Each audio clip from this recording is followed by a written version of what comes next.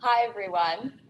Thanks for joining our practical guide to tech transformation, which is part of our tech transformation series. Rest assured you are all on mute and your videos are not showing, but we will be using the Q&A function, which you can find at the bottom of the screen. So as we go, feel free to pop in any questions and we'll endeavour to answer them all at the end. Please also note that this session is being recorded and we will circulate the slides and the recording to people who've registered in the next few days. So by way of introduction, my name is Lisa Paz. I'm a Senior Associate here at Hudson Gavin Martin and I specialise in all things tech, media and telecommunications. I'll let Ed introduce himself. Thanks, Lisa, and good morning, everyone. I'm Ed Lim. I'm one of the partners here, and my main focus here is around technology procurement and IP commercialisation. So today we're going to be talking about a practical guide to tech transformation, basically looking at what we've done over the last 4 or 5 years.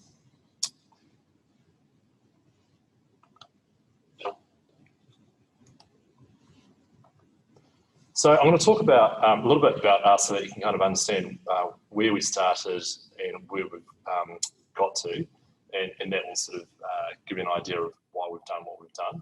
So we'll talk about our journey, the case for cloud computing, and why information security matters. And then at the end we'll cover some key takeaways and then end with some questions. So a little bit about us. I think we're a great bunch of people who advise clients in tech, media and IP law, and our clients vary in size. So we deal with a lot of small to medium businesses, even 1 or 2 person businesses, right through to your scale-ups, your large New Zealand vendors, as well as global companies as well. So we act for both vendors and customers, so we get to see both sides of a transaction, which is fantastic. So we advise our clients on technology procurement and data and cybersecurity. And I guess what that means is for our cloud implementation, we're able to sort of practice what we preach. Well, we try to practice what we preach in terms of our own tech transformation and ensuring security is top of mind. So what's been our journey so far? So this firm started in 2007. So we had the Hudson Gavin and the Martin coming up from the large sort of law firms during the GFC. So it wasn't exactly the best time to do this.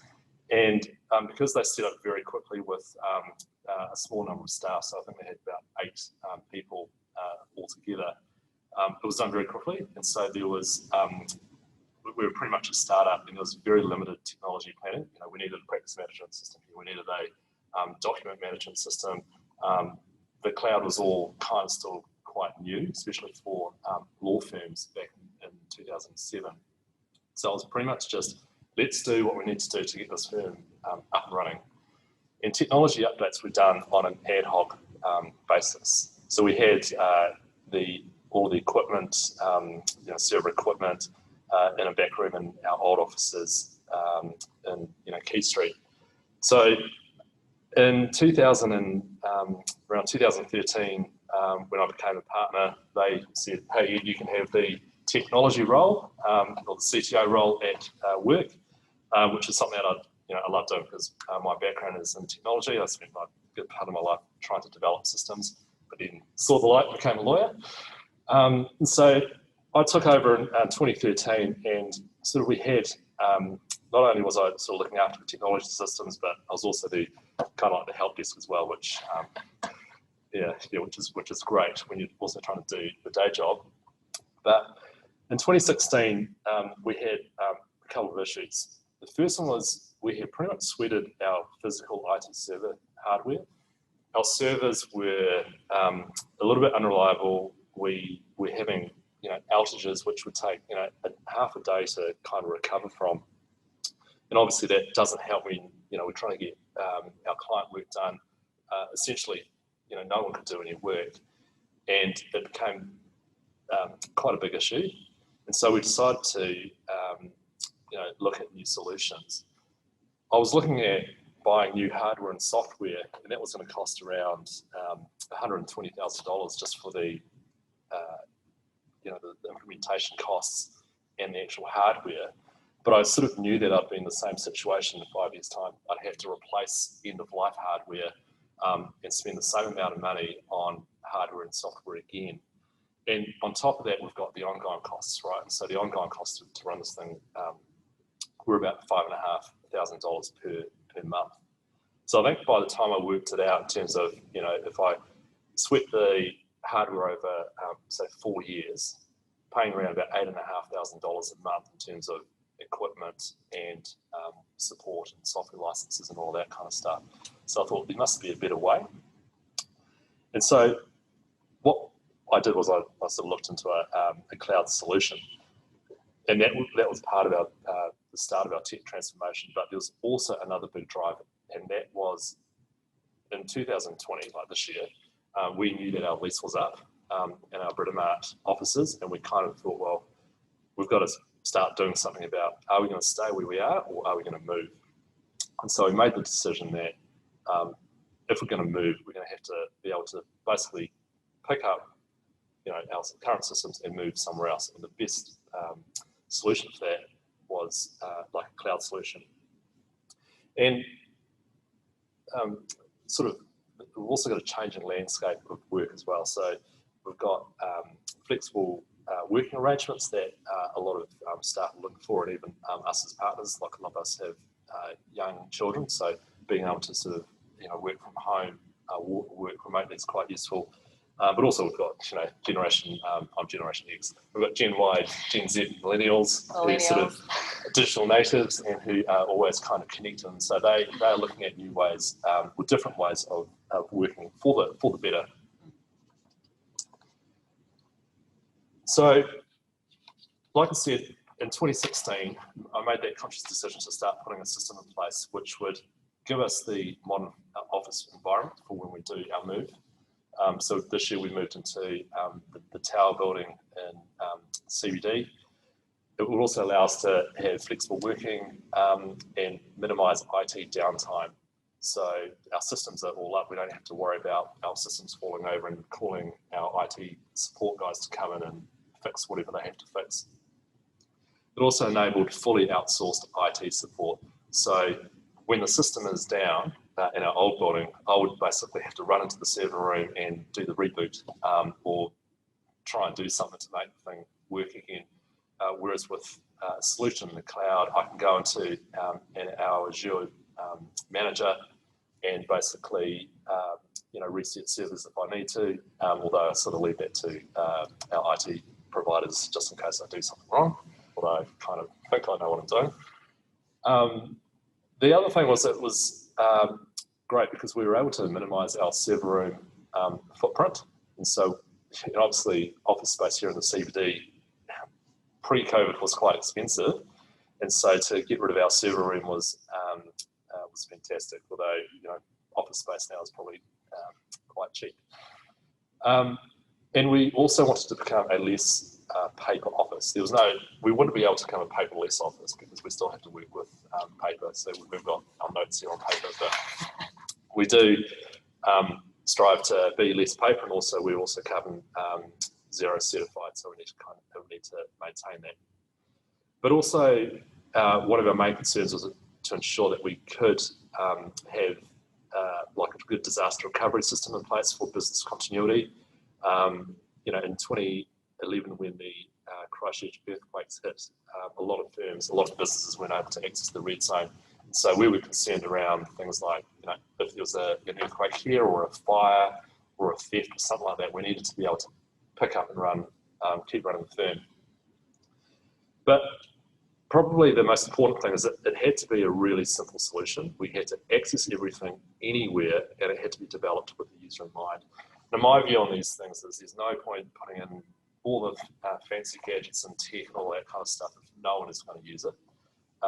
And it was really important that we got a group of people together to sit down in a room to basically work out, what is it that you want. So we had our support staff, we had the juniors, we had seniors, seniors and senior associates and partners sort of in the room trying to work out, well, how do you want to use the system? What do we want to do? So it might have taken a little bit longer, but at least we kind of got requirements. And Lisa and I have worked in some large law firms where you kind of handed the IT system and they say, well, basically, here it is.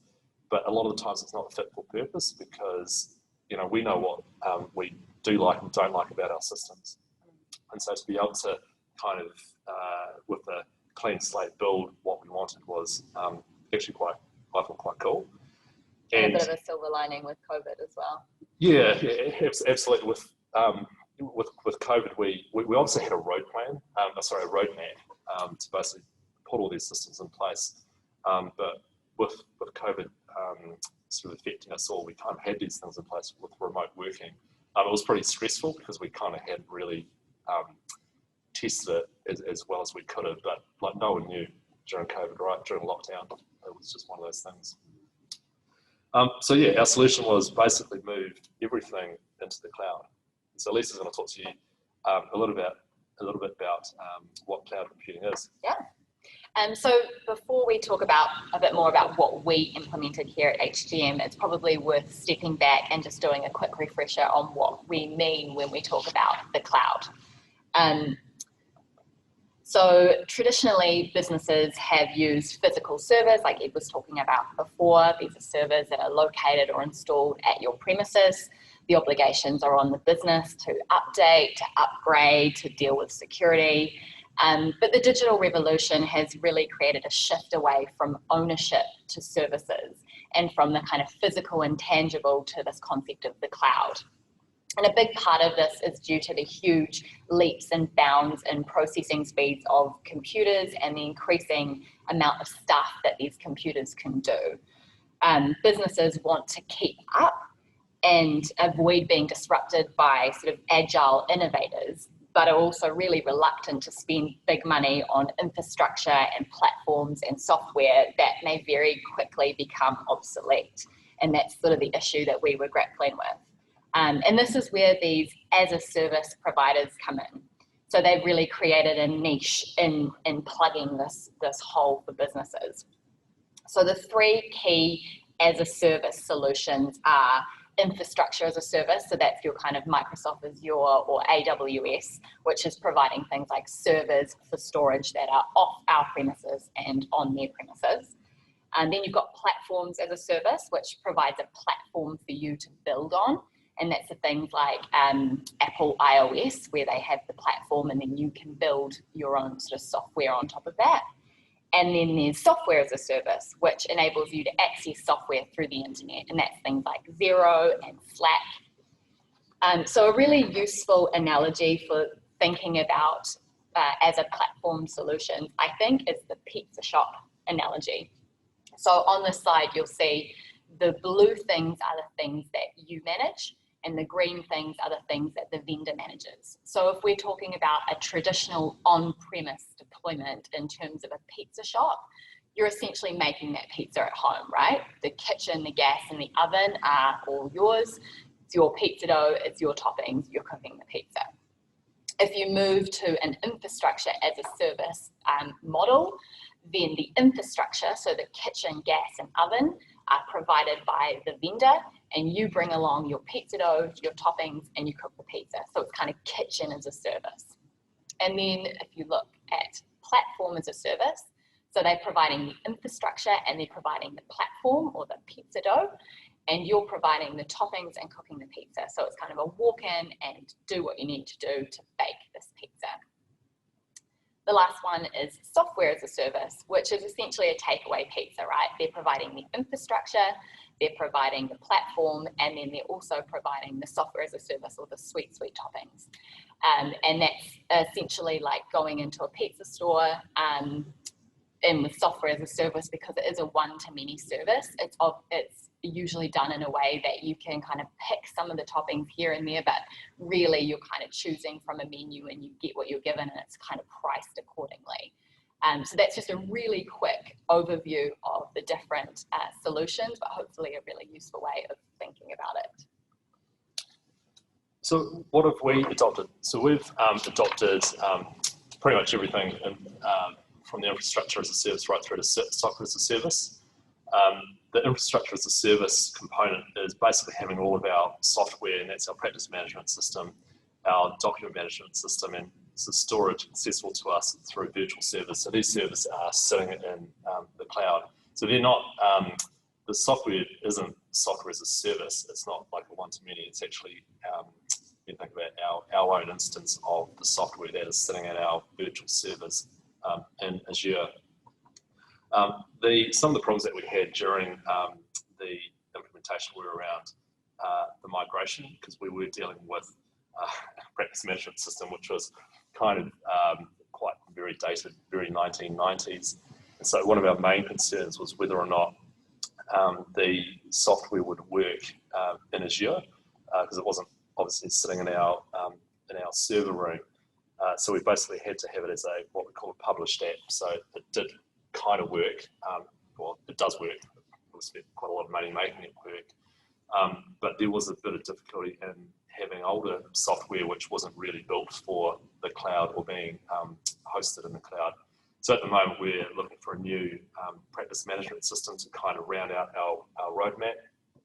So in the last few years we've got a sort of best of breed document management systems in terms of like iManage. We've got all of our Office products running well, and now it's just the practice management system which we'll hopefully get rid of. So that's sort of the infrastructure as a service component of it. And then on a day-to-day basis, as lawyers, we have a lot of use of Office 365. So that's Outlook and Word, and obviously the PowerPoint presentation that you're looking at. That's all served up to us through Office 365. We have versions of that which are installed on everybody's laptops, but we're also able to access any of the Microsoft Office applications pretty much anywhere. As long as there's a browser somewhere, we can go into the browser and access any of the documents and edit them. We've also just recently kind of got Slack, which is the communications tool, up and running. We essentially had 2 or 3 days to do that, and this is all prior to lockdown number one. And like I said before, Slack was on our roadmap. It was really nice to have, and we were going to get to it.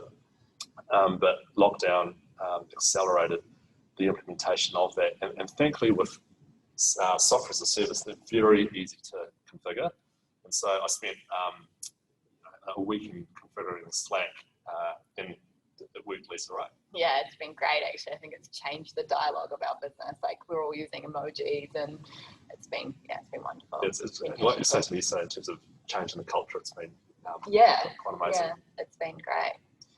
And the other thing we did from a comms point of view, we changed when we moved from our old premises in Britomart to the Tower building, we changed our phone system. Again, that was sort of up for renewal in terms of our contract. So we decided, let's get away from the tried and tested, tethered to your desk type thing, phone line, and we tried voice over IP. We had looked at voice over IP about 5 years prior to that, but the cloud solutions were unreliable, and so we decided not to adopt that technology at the time. But our provider said to us that, or they assured us that voice over IP was working quite well, and so we basically changed to voice over IP system as part of the move. And what that has meant is that we can access our phone calls, our voice messages anywhere around the world. We can make phone calls using our computer, mobile phone, headset, anywhere. I've even sort of through the trial period, I even tested it flying. With Air New Zealand, they are probably breaching all their rules, but they have onboard Wi-Fi. So I sort of tested it on the plane just to make sure that it would work. And it did. We've also got Zoom video conferencing, and with our new offices, we've now got Zoom rooms and it's a dedicated boardroom conferencing, as well as Zoom video conferencing for meetings, and that's been accelerated due to lockdowns.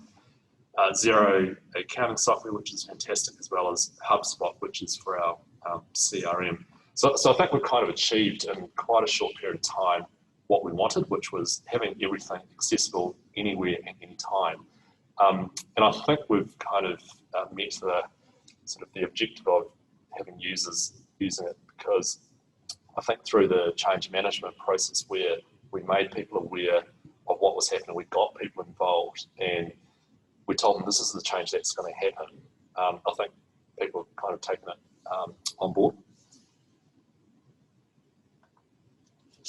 So some of the benefits and features that we are seeing, and which you will probably see as well if you're kind of going into a cloud-based solution, is that there is that flexibility.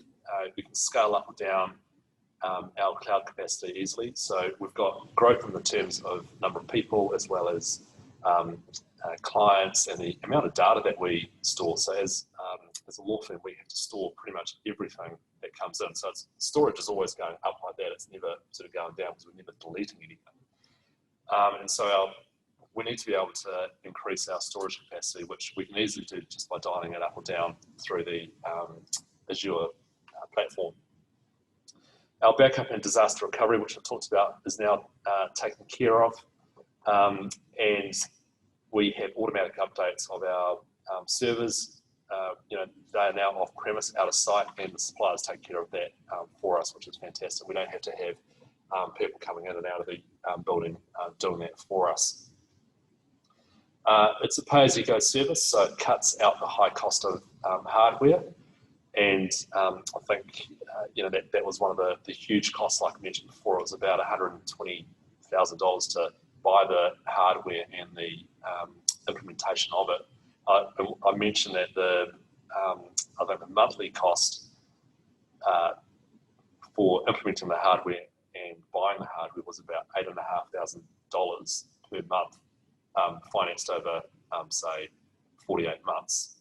But if we, now that we've gone to the cloud, it's around $7,500. So we've basically saved $1,000 a month, but also we don't need to have that high cost of hardware acquisition costs later on, because we don't need to buy any hardware. It also offers flexible working, so productivity doesn't take a hit. So, if Elisa wants to, go to an appointment and doesn't want to sit in the traffic, she doesn't have to come to work. She can basically work from home. So productivity hasn't taken a hit. It was really good during lockdown. The systems worked. The only, I think the only issue that we had was that with lockdown, and a lot of you will have experienced it, is that there's just no demarcation between work and home life. So because things just work, people just keep working. And I think that's quite a bad thing from not having that balance, I suppose. But also, it's given us the improved IT security. So we can access our data if a user's computer is stolen, lost, or damaged. And if it is lost or stolen, we can kind of wipe the data from the devices just by hitting the white button. So Lisa's going to talk to you now about why security matters. Like I've talked about our journey so far, why we've gone to the cloud, but one of the big parts of going there was to ensure that we had all the security in place. Cool. So as Ed was saying, as part of our move to the cloud and our new premises, we had to ensure that we maintained adequate information security. And cybersecurity, cyber threats are a real consideration for basically anyone who has access to the internet. It's safe to say that these threats are not going away anytime soon. And although the media coverage sort of comes and goes in waves, the reality is that the stuff is always going on. The recent wave of attacks that hit the NZX and other New Zealand businesses were not New Zealand specific. They were part of a global wave of attacks. But I think what that really brings home is the fact that although New Zealand is geographically far away from the rest of the world, we're not immune, and actually from a tech perspective, we're right in the mix of it all.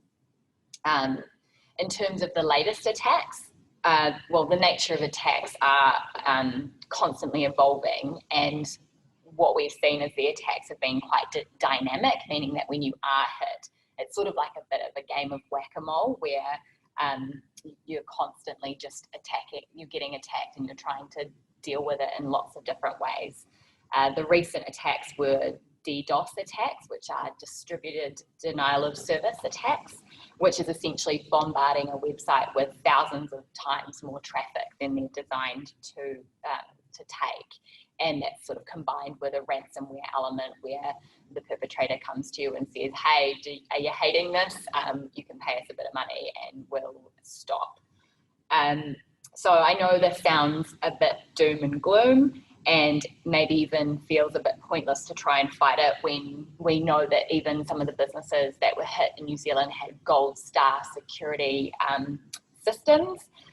But it's one of those things where the more prepared you are and the more robust your systems, the more resilient you are to one of these attacks. And there's also a few pretty good reasons why you should care. So the first is business impacts. So obviously if you're hit with something like this, it causes quite a lot of disruption, particularly during COVID and lockdown, where some businesses, the only way that they're able to interact with their clients are online. And so if you're being hit and you're not able to function online, then that's going to cause a whole bunch of disruption, and that's going to lead to a whole bunch of financial losses as well. Not to mention the whole extortion theft element of it and the costs of bringing people in to help you remediate those systems. You've also got the risk of loss of IP and data theft, brand and reputation damage, and loss of customer trust. The legal exposure that can come with that in terms of breaches of data security, and then ultimately loss of shareholder value as well. So that's the business drivers, and if that's not enough for you, there's some good legal reasons why information security matters. So under the Companies Act, directors have various duties to the company that they are directors of, and one of those is the duty of care. And the New Zealand Institute of Directors has said that this duty of care includes protecting information and other digital assets, and that cybersecurity has to be seen as an enterprise-wide risk management issue. So this is not something that you can kind of pass off to your IT security team. It's something that you need to be aware of and needs to be revisited over and over again. It's also not good enough, particularly in the current climate, for directors to say that they simply didn't know about cybersecurity. So this is something that really needs to be held front of mind. And if that's not enough, there's other legal obligations. So under the Privacy Act, an agency holding personal information must have security safeguards in place to prevent the unauthorized use or disclosure of personal information. And for us, in terms of our tech transformation journey, we have additional obligations that we had to consider as well. So the Lawyers and Conveyancers Act covers the lawyers' ethical obligations in terms of client conduct and care. And that basically says that we need to have appropriate systems in place to ensure that information remains confidential, that we must take reasonable steps to prevent any person from perpetrating a crime or fraud through our practice, because obviously law firms are a great target for anyone looking to perpetrate an attack. You're getting the information of lots of clients and probably all of the juicy stuff. Not that I'm advertising that we should attack a law firm, but that is something that we really need to consider and be aware of. And the rule specifically refers to taking reasonable steps to ensure the security of access to electronic systems and passwords. But as Suzanne Paul would say, but there's more. There's the Privacy Act 2020, obviously enacted coming to force into this year, which will place data breach notification obligations on basically organisations to report data breaches. So it's a long time coming, but it's going to be good that we've actually got something which is a bit more applicable in today's cloud environment. So we've also got sort of customer expectations. So, we've got, as a director of a company, you have obligations. As lawyers, we have obligations as well as under the Privacy Act. But customers are also expecting that suppliers identify what cybersecurity measures they have. So we, like I said before, we act for a lot of suppliers who are trying to, sign deals with customers, and their customers who are generally large corporates who are asking, what kind of cybersecurity measures do you have in place to protect our data from, being misused or stolen or lost? And a lot of our clients will, as vendors, will need to go through a checklist or a report type thing where they have to provide their customer with an assurance that their data is secure. And so that's what we're seeing from a vendor side. And obviously, if we're active with a customer, we'd be asking certain suppliers to provide that too. Now, that's being applied to law firms as well, and not just law firms, but accounting firms, anyone who holds data or who is a custodian of information. So we have quite regularly, we are asked by our clients to provide a letter setting out, what type of cybersecurity measures do you have in place? And so we'll basically say that this is what we have without identifying exactly what we've got, because that would sort of tell everyone how to get in. But what we're finding now is with new clients or pitching for sort of new work, we're having to go through those cybersecurity type checks as well. So some of the questions that are asked, but also of our clients who are vendors, do you have a dedicated role assigned for cybersecurity within a firm? Have you got cybersecurity controls that have been independently audited or tested? Are your information security staff professionally certified? That's probably more relevant for a supplier who's providing SaaS services, probably not so much for a law firm, but who knows what might happen in the future. Are systems regularly security penetration tested? Sometimes the customer might ask for it to be done, at least once or twice a year. And they might also ask how a firm detects and responds to a cyber attack. So there's a lot of information that a customer might ask of you, certainly of us, if you're going to provide services to them. And quite fairly as well, I guess. Oh, yeah, absolutely. So how have we improved and maintained our security? Look, we've had, from the day that we started, we've implemented a whole lot of security measures from a physical and a technical perspective, things that you would expect from a law firm. So, the usual suspects around, physical, like a clear desk policy, making sure that swipe cards, secure destruction of documents or shredding, all of that kind of stuff is already there. But we sort of took the opportunity as part of our digital transformation move to a new office to kind of have a look at how we could improve things. And one of the things that we did probably better is that from an organisation point of view, we took a real, a top-down approach.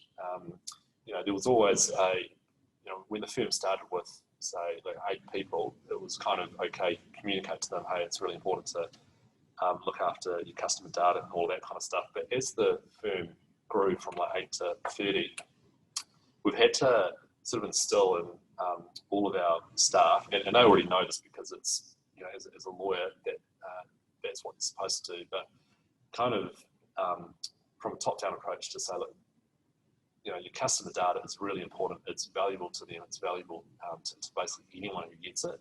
So therefore, you need to secure that information and make sure it's not taken. So we've put in place policies and guidelines to address things around IT security, what you can and can't do with your laptops or your devices, what you can access through your devices, but also ensuring that there is that training and awareness, and we try and do that once or twice a year, especially because we've got new people starting all the time, and so that's part of the induction process, but also it's always a good reminder to have it done every so often. And we had one yesterday where we basically had a firm training session on basically IT security, and that's because of recent attacks and things like that. sort of making it part of our culture. Yeah, yeah. And obviously as a tech medium IP law firm, that's what we advise on. So we've got to practice what we preach. From a physical perspective, when we moved offices, so I was sort of involved in the design of the tech side of things. We put in CCTV, not to monitor ourselves and our staff, but just to ensure that we knew who was accessing the building. I know in our previous place that we worked, there were people who could access different floors and things like that, and there wasn't kind of the CCTV that we would kind of expect. And so we thought, well, we're just going to go into this premises and basically fit it out with what we want. And so we've kind of got that, and of course that's all available through the cloud as well. So we can see who's working too hard at night. From a technical perspective, we've turned things on, and these are really simple things like multi-factor authentication. So what that means is, if I want to access my Outlook or any of my systems, not only do I have to type my password, but I've got to have my phone with me or another means of identifying that I am who I am.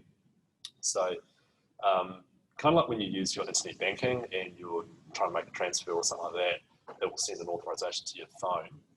And you pick up your phone and say approved or not approved. So we've incorporated multi-factor authentication, including things like we're looking into the biometric sort of fingerprint scans for getting into our systems. So it's even harder. We've also looked at and adopting sort of the encryption. This is at rest, so where information is sort of stored during transit. So when we're certain clients, we will ensure that encryption is turned on for emails, as well as on-device encryption. So using things like BitLocker, which is provided under your Windows 10 professional licenses. But it's great to have all of this sort of stuff and to improve. But I only know what I know. Lisa only knows what she knows, right? And so it's one of those things where you have to get external providers on board to basically test your systems. So we regularly we're looking to sort of ensure that we've got our cybersecurity audits sort of in place. And the great thing is, we're getting one done sort of shortly, and we're being able to test whether or not we open emails that we shouldn't open, like things with attachments with malware potentially. So it's always kind of good to for them to top up. Cool. So looking back over our own transformation journey and others that we've advised on, we thought there'd be some useful key takeaways that we could share with you that might help with your own transformation journeys, sort of based on what we've talked about today. So the first is privacy by design. So privacy by design is about proactively embedding privacy into the design and operation of your IT systems, your network infrastructure, and your business practices. And this is sort of just doing that rather than aiming to meet the bottom line or bare minimum of whatever the current law is. This means that not only are you up to date with law as it moves forward, but it also keeps the right ideas at the forefront of the project rather than having privacy as an afterthought. It also helps you to capture issues early and keep ahead of the game, and ultimately helps with gaining customer trust, which is really important. There's also the new Privacy Act, as Ed mentioned, coming into force in December this year. And as Ed mentioned, there's data breach notification obligations coming too. And it's worth keeping these in mind and understanding what information you need to be able to get from your suppliers if something goes wrong, and how quickly you're going to be able to get that information, and also what information your customers will expect to get from you. So if you're building a system with privacy by design, that's the kind of thing that you can kind of fold in. The next one is security. So unfortunately, it's a never-ending process.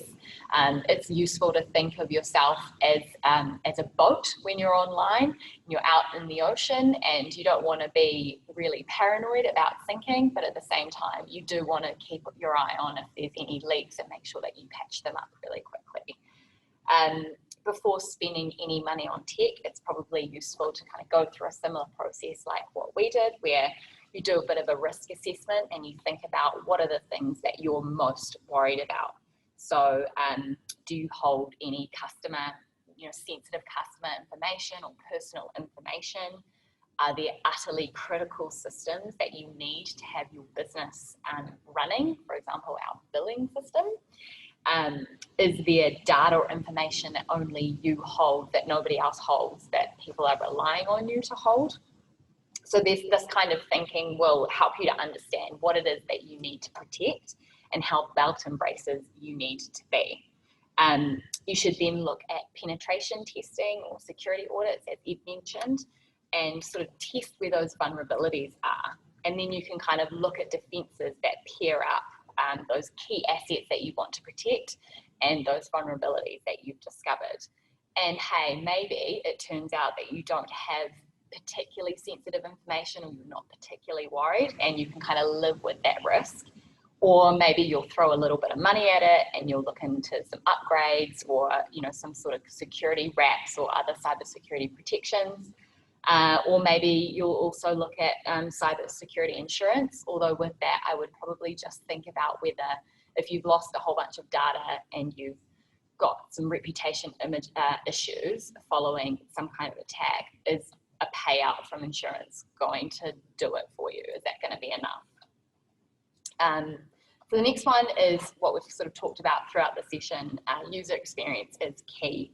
So, even as a tech savvy organisation, it was really important that we had everyone in the business involved in those conversations, making sure that the systems do what you want them to do and they're fit for purpose. It's also really important that things are user friendly, because obviously the easier it is to do something, the more you incentivize the right behaviours and it becomes second nature. And that's particularly important when you're looking at making things secure. You want to make it easy for people to keep things secure. So I guess the key take-home message there is about looking for those easy user experience wins. And then the next one is managing change. So this is, while the moving of physical servers into the cloud probably doesn't affect my day-to-day too much, it's really important that staff are involved in the communication and the collaboration and consultation about what's going on, and that you do have that top-down emphasis and on privacy and on security, and that it does become part of your culture. And then the last point is about managing relationships. So this is in terms of suppliers and clients. This kind of transformation process, it's not like an M&A deal where you're dealing with each other for a small period of time and then one disappears off into the sunset. This is a relationship that's ongoing. Yes, you probably have a great contract with the black letter of the law on the page that you can turn to if you need, but you want to be able to have a good relationship. You want to be able to talk through issues, and so building that relationship up front is really important. Cool. So thank you. So that's our webinar today. We will take some questions. I'll just have a look at, you can use the Q&A function on Zoom. Okay, so one person has asked, what VoIP system are you using? If it's okay to ask. Yep, it's okay to ask. So we have, well, it depends on if you're trying to hack us. We use the MyTower Telepo system, and that is provided by Digital Island. We previously used a MyTower system, which it wasn't VoIP.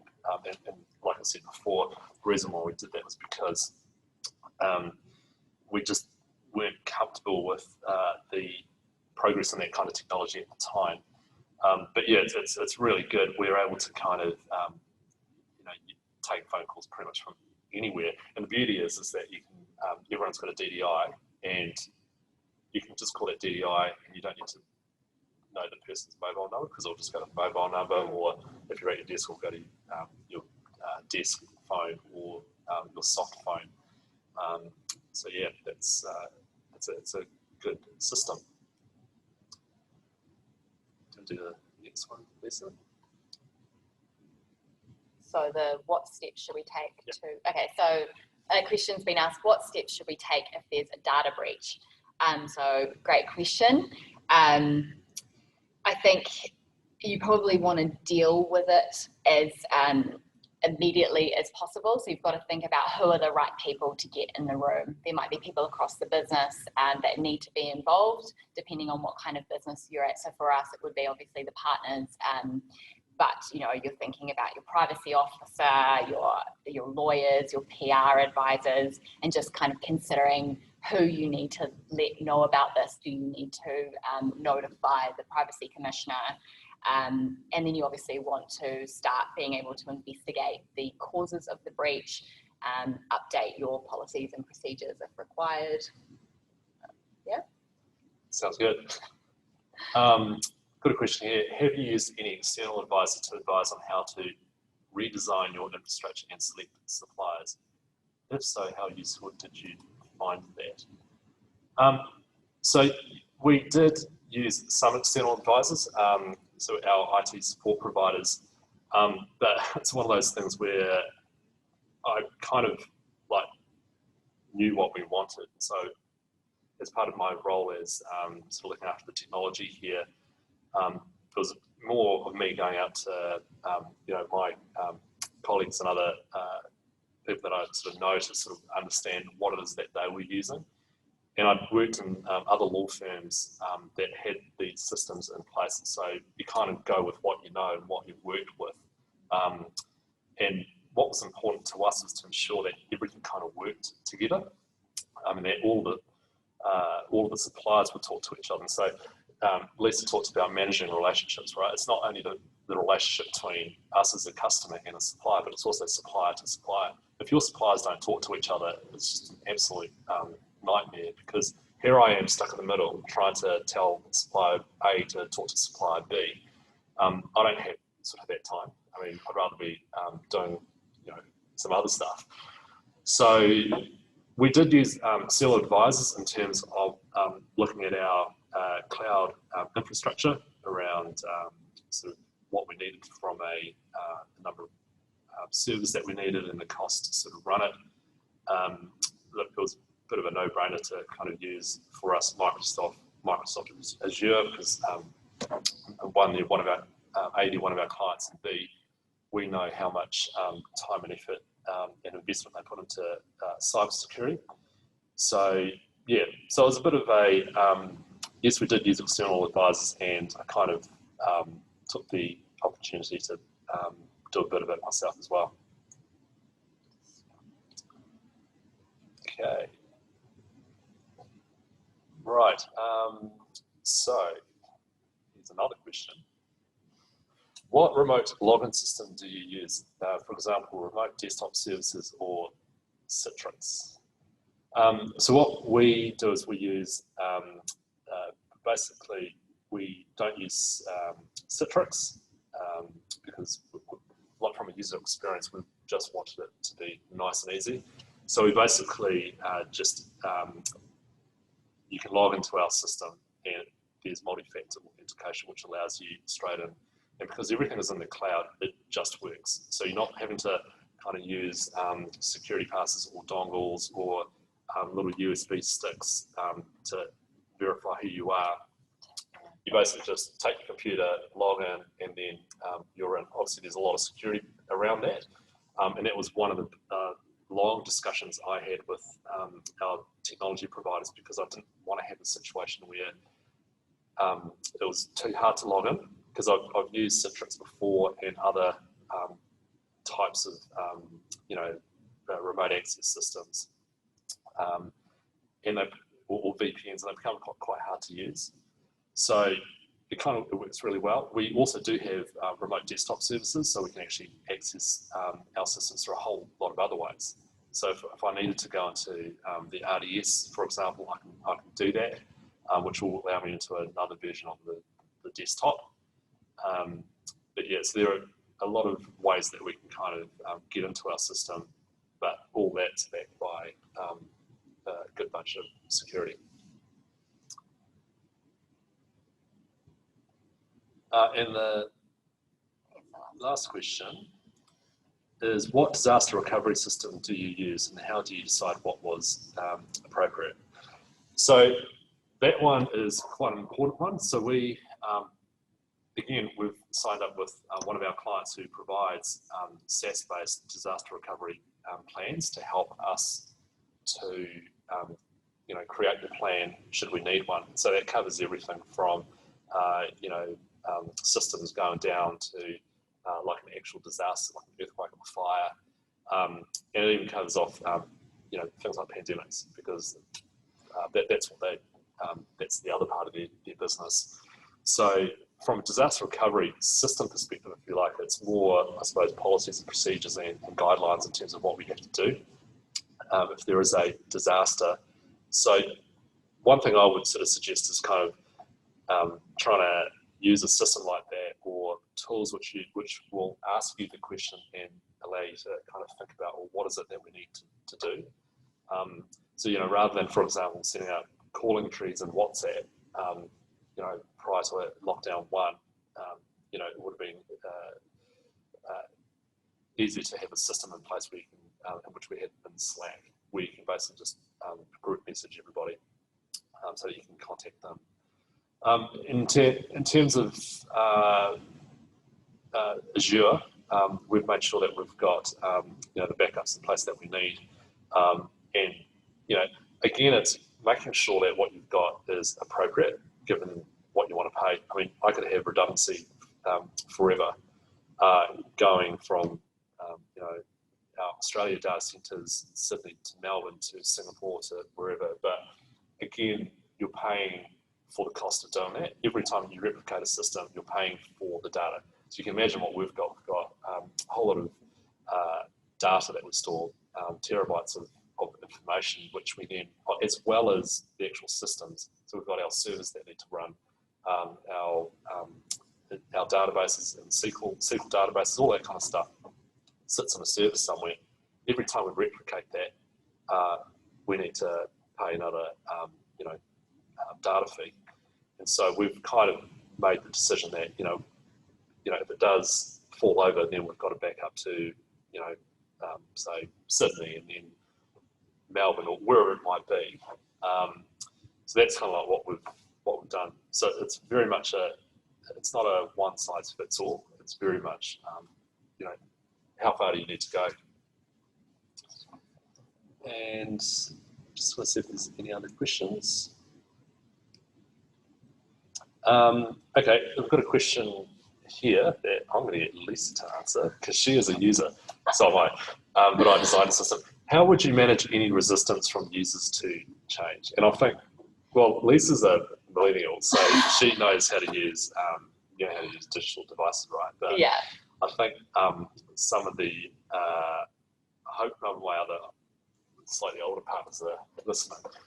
But yeah, I mean, I'm sort of one of the younger ones, and so I can basically make do with what's put in front of me. How have you found it? I think it's about sort of having open communication with people and making sure that they're part of the process so that they feel like they have a say in the process and they're able to be part of that engagement and tell you what it is that they want. I think what Ed was alluding to previously about sort of being served up things, the frustration that we've had in sort of other roles is that they're not necessarily doing the things that you want. It's what, some IT guy thinks you may use it for, and you actually are using systems slightly differently. So I think there's always going to be some resistance. People get really stuck in their ways, and that's life, but it is about kind of taking people on that journey with you and just helping people to be part of the process and understanding why it is so important and what it is that we're trying to achieve and what's on the line if we get it wrong. Yeah, and I think that you really minimise that, the resistance if you get them involved. Like you say, like we had our sort of our working groups, and you might think, oh gee, you're setting up another working group to basically get people to tell you what you want. But at the end of the day, I'd rather spend a lot of time listening to what people want, because I have a view on how the system should work. Lisa has, and so does the other 28 people in the firm. So if you can kind of get a consensus around, hey, this is how we want this to work, then you don't get that resistance. Like I've had occasions where people have said, well, we've just dropped a new practice management system on our users without any notice. I don't think that's the way you do things, right? Because people like, on the Friday they leave work and then they're using one system, and then on the Monday they come into work and they're using something else. And then they're just trying to find ways to make their new system work like the old system and find kind of hacks and ways of getting around the things that you're trying to get them to do. So it's like, I think it's just taking people on that journey as much as possible and having some buy-in from them so that they feel like they're part of the process. Cool.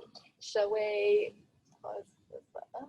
So I think that's all of the questions. So just a little plug for...